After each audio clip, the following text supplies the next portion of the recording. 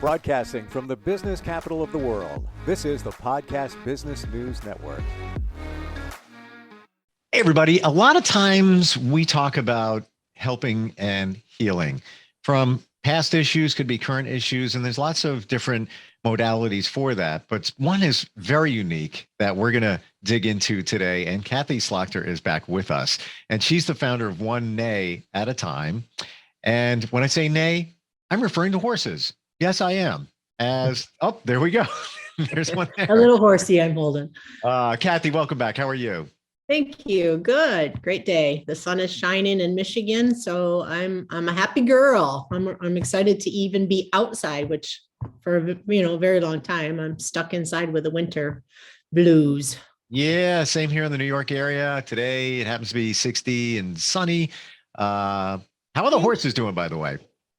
Oh, they're shedding big time, but I was out there actually this morning feeding, and I have 20 horses on my property. So every single one of the horses were running and kicking and farting. That's what horses do. They run and fart and they get all their energy out of them.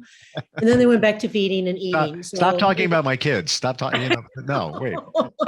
Actually, the horses they don't care what they do. They're not like us and try to hide all, everything that's going on. But yeah, it was so fun to see them take their energy that's inside of them and just kind of like me, it's sunny out. Yay. Let's run and kick and it's just one pasture started moving and the other one did it and the other one did it. I had like 4 pastures just going crazy. And wow.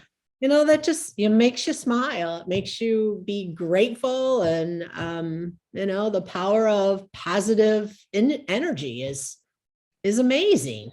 It really is. And it's just one little thing can make a huge difference. So in the lives of horses, and we'll get to how they are so therapeutic in helping people with recovery and heal in just a sec.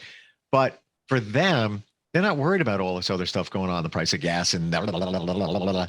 It's okay. It's sunny. No. I'm happy. Let's have fun. Right. No, our crazy, I call it the addict mindset, and it probably is more than that. But for me, that's it. That is how I process things. I think that's one of the things on the walls in AA many times. And gosh, a horse doesn't sit there and think, and how much we have to learn from our animals. A horse, I'm not saying a horse doesn't care. I'm not saying a horse doesn't get hurt or be anxious. They are, but after they get through their moment of anxiousness, they're in peace and serenity. They are in their moment again. They're, like I said, they were running around crazy, and all of a sudden, where's the grass? And then they were just munching on their grass. They didn't think, oh my gosh, do you think that person saw me run? Did they notice my big baby belly and wonder if I looked a little crazy running? They don't think about what's going to come and what is after. And gosh, us humans we can stay stuck in that space of anxiousness. And, what does it mean to get through an anxious moment like a horse gets through it? And then forget it, let it go. That's the thing that we talk about on, part of my words and on the back of my shirts and everything. It says, let it go. And gosh, that's so hard for humans. Kathy, I want to ask you, based on your experience with horses, and maybe this is a silly question, but do they have anxiety? Do you notice anything? Yeah. Oh, yes. Yep. I breed horses and I sell them and they go on to different pastures. So I can get a horse and of course, try to get them in the trailer, and some of them walk right in and some of them take forever to get in. So it's something that they have to learn and know that it's a safe place to walk into. Or maybe they've just trust me enough to know, like the babies trust me enough to know that they can just walk into something like that and it won't hurt them. But, once they're in there, they can paw, they can whinny, they can stomp around, they can be in an anxious state. And at some point in time, they'll feel like they have that safety. They'll feel that comfort of, this is it. This is what I'm doing. I got my hay. I got my, my feet are planted on the ground. I'm safe, and they'll calm down and they'll settle down. And they could go over a big, huge bump, and all the anxiousness can come back up again, but they won't remember that I was just anxious 10 minutes ago and I got over it. So why am I anxious again? They're just anxious again until they let that energy out of in our feeling safe. Why don't we talk about energy? Because that is kind of the baseline for all of us. It could be a horse, it could be humans, it could be the chair we're sitting on. Everything harnesses energy, but unfortunately for us, a lot of times we keep a lot of negative energy in, right? We do. I've said before that we hold on to pain a lot longer than we hold on to joy. And why is that? Can I ask that question? Yeah, I wish I knew. I really How do we did. answer that? Yeah, I don't know. The only thing I can think of, and I read a little bit in the Bible and all that kind of stuff, is that lessons are learned from pain. And I get mad at that. I can get really angry at, why do I have to go through this pain in order to learn a lesson? And I guess the reality is I don't want to go through the pain of starting to not, if I go back drinking again, the pain, I have to remember the pain of being an alcoholic. And I have to remember the pain of letting the alcoholic side of me go. And I have to remember the pain of learning how to feel again. I have to remember those pains so that I won't go back to it. That's the important part is, we make mistakes, and if they're not painful enough for some reason, I feel like we have to experience them again. And that, I think sometimes it's also our inbred fight or flight, where you're going to think that I got to survive. I'm in survival mode. And that's where, a lot of that pain centers around, where why don't we remember the joyful times all the time and put the other stuff aside? We're just wired that way to fix and move it forward to some extent. And I just want to share with everyone, with what you do in terms of recovery and healing, you had mentioned alcohol, and you've been sober for, we just passed the 10-year mark. But that goes back many years for you. It does. That's what brought you here, right? Yeah. Yep. I've been on this journey for 10 years now. And some days it feels like I'm still back on day one, because I'm not experienced I can't have a drink moment, but I might be experiencing a fearful moment, or, something new that I'm trying to do. And I get a little worried about that. But, there's always like this scale of, where should I be at and how should I be feeling? I'm almost 60 years old. Shouldn't I have my life together by now? People have these expectations put on ourselves. And when we don't meet them, then we start to cut ourselves down. We start to tell ourselves we're unworthy, or we're there's something wrong with us, or we're, I'm not enough. That's a big, big statement in a lot of people's lives, is whatever I do is not enough, and, that's where I can come in. That's where the horses and I can come in, is teaching us to be enough in our moment. And the horses they're in the here and now, always. They don't think about yesterday. They don't think about tomorrow. They are in the here and now. And like I said, they can have anxiousness, they can have anger, they can rear up. There are fight and flight too. They react in the moment, but once their moment is over with, they let it go. And like I said, us humans, it's not that easy. And that's where we need to really work on, is understanding what we're going through and feeling into all the emotions that are around what we're going through.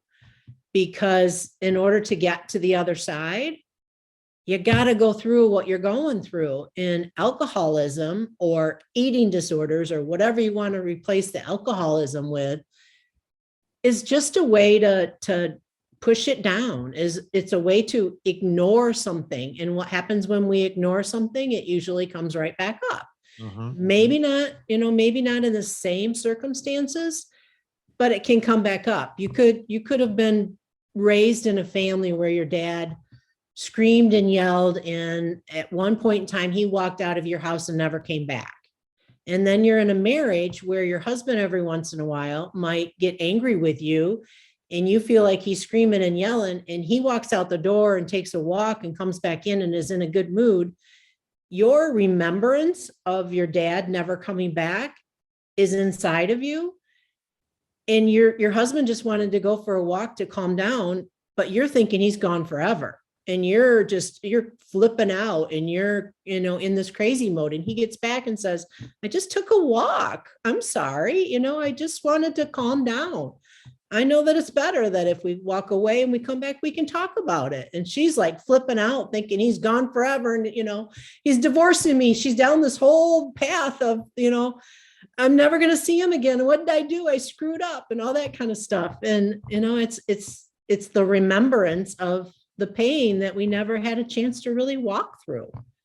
It's so true. All of those and a lot of that is triggered from your childhood. And it could even be a situation, to your point, Kathy, where let's say that woman's father did walk out and she's afraid that it could happen with her husband. It's not even like he took a walk, but she acts in a way to squash him down.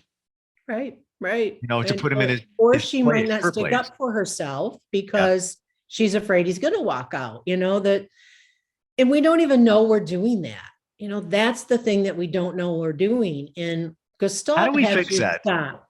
How do we fix that? Is it, you do that's it? the Gestalt part of it is Okay. when you might say to me that you came to me and your mate walked out the door and, you got all upset and she was all upset that you were so upset, something like that. I might ask you to close your eyes and think about when in your life has that happened to you before? And, you might come up with, gosh, my dad did that. And we don't just say, gosh, my dad did that. I will then, Gestalt is looking at the other side. So it's communicating with a side with your fear. So maybe we would have a conversation with the horse or even on Zoom. We can do this on Zoom too. So Gestalt is really powerful. It doesn't have to be with a horse, but I use the intentions of a horse. I use the whole here and now and what would they do. And I go back to how they react and how we need to live in that life. But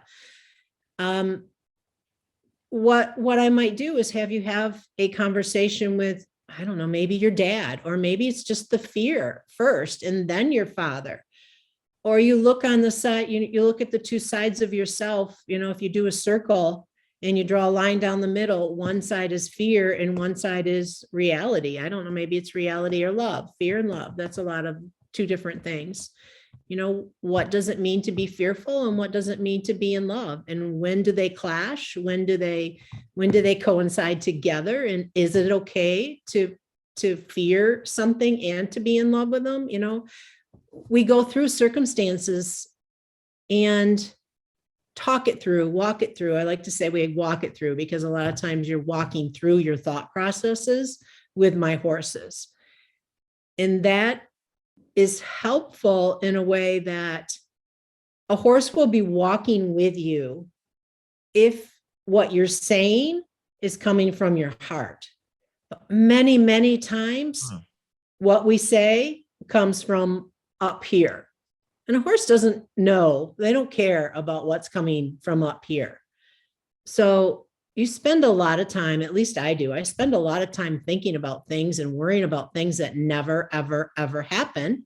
And a horse doesn't recognize that. It's the heart part, the heart of us that gets us to move forward. It's not our thinking. It's not saying, but a human has to think through to get to the heart to move forward.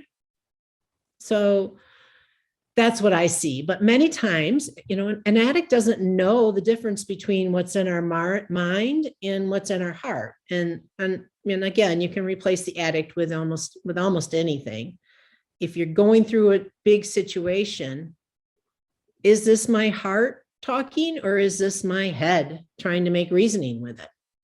So two things I want to bring up based on what you just said. I don't know if I ever mentioned this before, but it was recent research that when it comes to worrying about things, 90% of the things that we worry about never happen.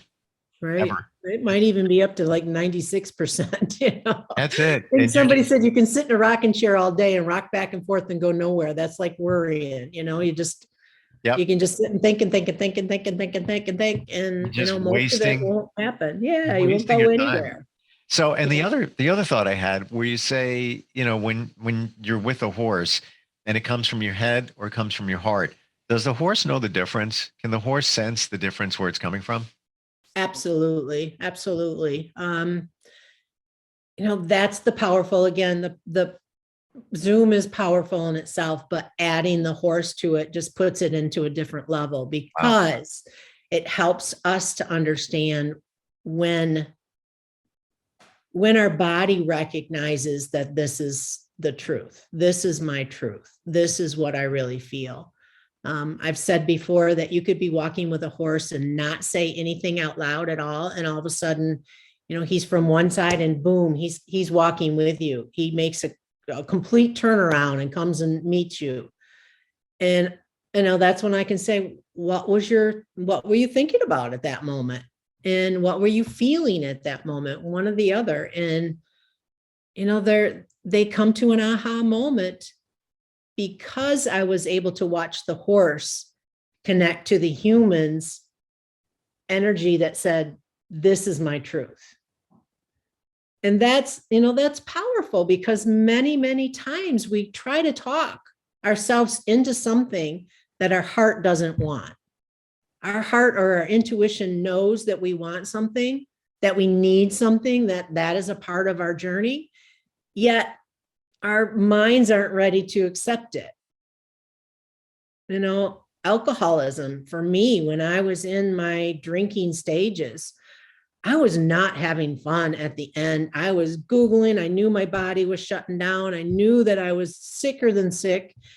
I hid it inside me as hard as I could. I did not want to let the world know that I was this human being that alcohol was controlling. I did not want people to know that I got myself there. So I held on to being sick for years, just so that I didn't have to come out of hiding. And, if you're thinking about, maybe you're in that same situation, and that what you're doing is not what you want to do, but for me, I had to have a drink because my body was shaking, and I had to get, proper help in order to stop that part of it, to do it with somebody that knew what they were doing and watch me. Not everybody's like that. People have different ways of getting through not drinking or whatever. Kind of got off track here what I was on, but I think think about it though, Kathy, the amount of energy that you used and anybody else trying to hide it, trying to contain it, all of that. Wow, just the work alone in that must have been just taking its toll on you, not just the alcohol, but that was work. The worry, the shame, the blame. I worked up a lot of negative thoughts about myself in those few years of drinking. I had a lot of great times, but in those great times, I had some really disgusting times too. I was disgusted with myself after a night of drinking. I say before that I would walk out in the garage in the morning and see my car, knowing that I drove my car in that garage because it was not how I normally park it. And that's how I drove. I drove home like that, and I'll never do that again. And then, a couple of days later, here I am sitting at a bar at 2 a.m. And the only way to go home in my mind was to drive, because I didn't want to call somebody else. Now there's Uber. I don't know if I would have used them back then or not, but yeah. If I call somebody and let them know how drunk I am, then I'm letting somebody know how drunk I am. But here, this was saying, I shouldn't be driving. Yeah. And this was saying, you You do can it. do it. You can do it. Yeah. Yeah. Well, my heart knew. I have something called the 7 Neighs I've made. And one of the first things is trust your heart. And that is something that I didn't understand what my heart wanted, but I also did understand what my heart wanted to be different than what I was. I wasn't sure what the other side looked like. I wasn't sure what sobriety looked like. I didn't know how to get there. I didn't even know if I wanted to be there. I just knew that I didn't want to need alcohol anymore. I didn't want to feel sick. I didn't want to be this person that I was growing into. We all have values in our life, and I was losing those precious values that I hold dear. And until I got sober, until I worked the program, the Gestalt program and all that, did I really look at what are my values in my life? And to know that those values, I mean, that's where you start too. I wanted to trust myself. I wanted to be a decent human being. I had to look at the undecent side of myself. And, you can be in a round pen again, if you draw a circle in the middle and one side's decent and one side's not undecent, the horse very rarely goes over to the undecent side of yourself because it must have this energy of yuck or whatever you want to call it, this negative, just blah energy. It stays in that decent side.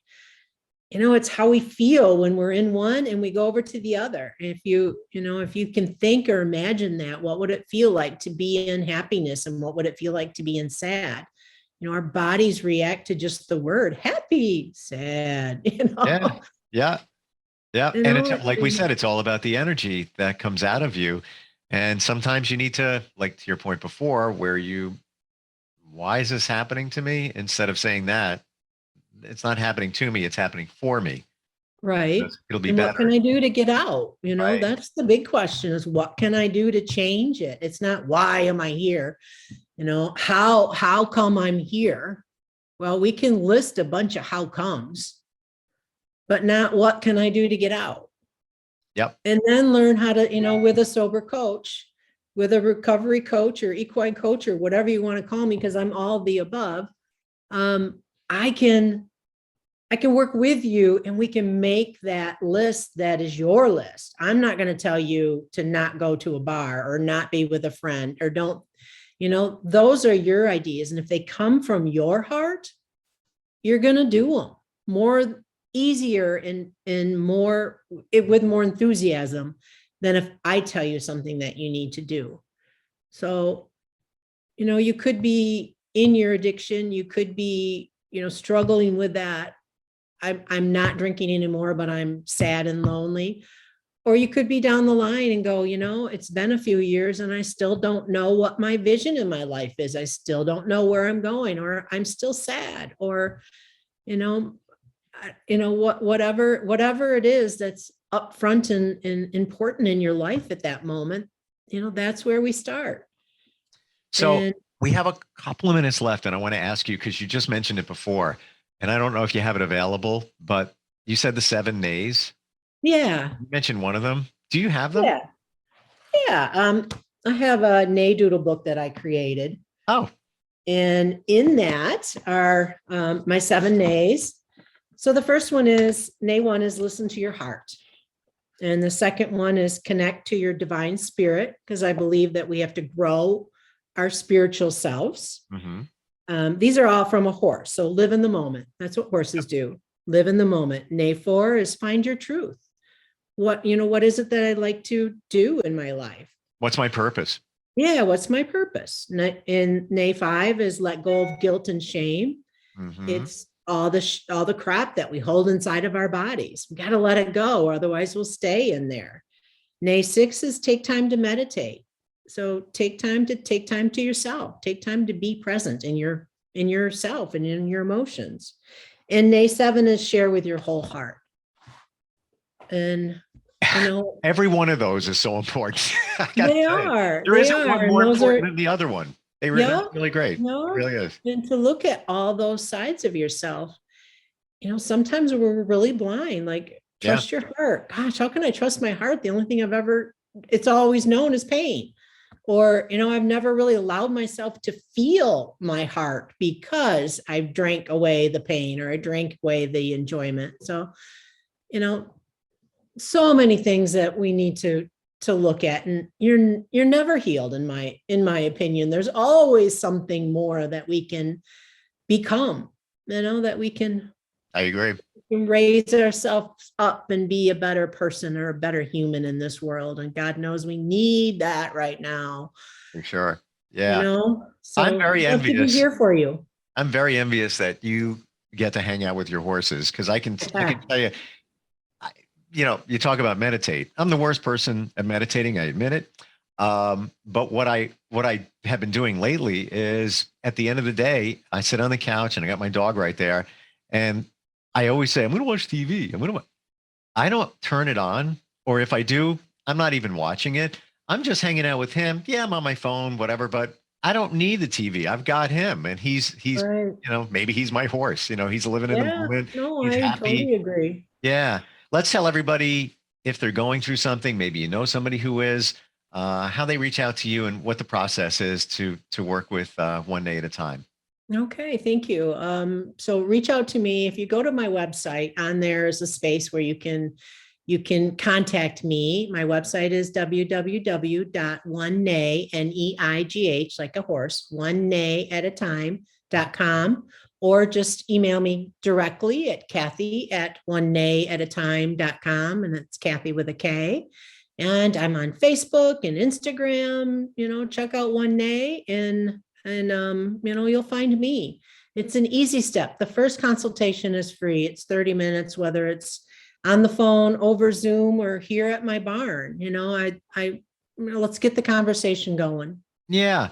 So you can learn about what somebody's going through and if it's a right fit. And you do great work. And it's amazing, where you've come and where you are and the path that was in between. And the fact that horses came into play is just pretty amazing. I don't think I've ever asked this, but when did the horses come into play? Were you always into horses? Or, I mean, you've been sober for 10 years. Did your affection for horses come up sometime in that 10-year period? No, I loved horses as a child. If I ever got a chance to ride them, I would always ride them. I never knew what they could do for us, though. I only was able to enjoy them by riding them. And I found out what they can do for us during this 10-year and during my Touch by a Horse program, consulting, coaching program. So, wow. They're just, the only word I can always think of is just magical. To me, they're magical. They're inspiring and magical. Maybe not so much touched by a horse, maybe more like saved by a horse. Yeah. Right. Yeah. Well, she got the touch by a horse from an angel, that the angels touched by an angel. Yep. So how they got healed when they got touched by an angel. So that's how she came up with the program that I'm certified under, is, she got be healed by being touched by a horse. Well, like we always say at the end of our chats, and like the shirt you wear when you're in the pen. Yep. Let it go. It's time to let your shame and blame and crap, all that stuff go. Yeah. Give me a call and let's work on that. The horse knows. Yes. Always. The horse knows. Always. Great talking with you, Kathy. All right. Thanks, Steve. Nice seeing you too. Bye-bye. Bye-bye, everyone. Have you ever wondered how a horse could help you in your recovery? Well, my name is Kathy Slagter, and I'm an equine master gestaltist. And what I do is help you find your passion and purpose in your recovery.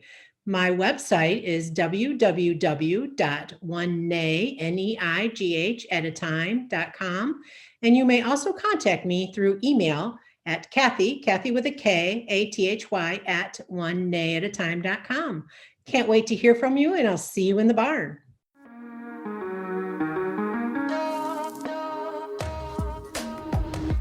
Broadcasting from the business capital of the world, this is the Podcast Business News Network. For nearly 2,000 severely injured veterans, everyday life has become filled with barriers. Day-to-day simple tasks can become pretty daunting. I have to carry my chair up 2 flights of steps or have somebody do it for me. What scares me the most is just the falling. When I'm struggling with my house, I think, to have that one great barrier just knocked down, I mean, it's crucial. Home for Our Troops is a wonderful nonprofit that builds a mortgage-free, fully adaptive, handicap-accessible house. And there's no catch. It'll be our very first home that we've ever owned. This is a game changer. This is where your life begins again. We need you to join us in completing this important mission. Please visit hfotusa.org and help build homes and rebuild lives. Because of you, everything's going to be okay.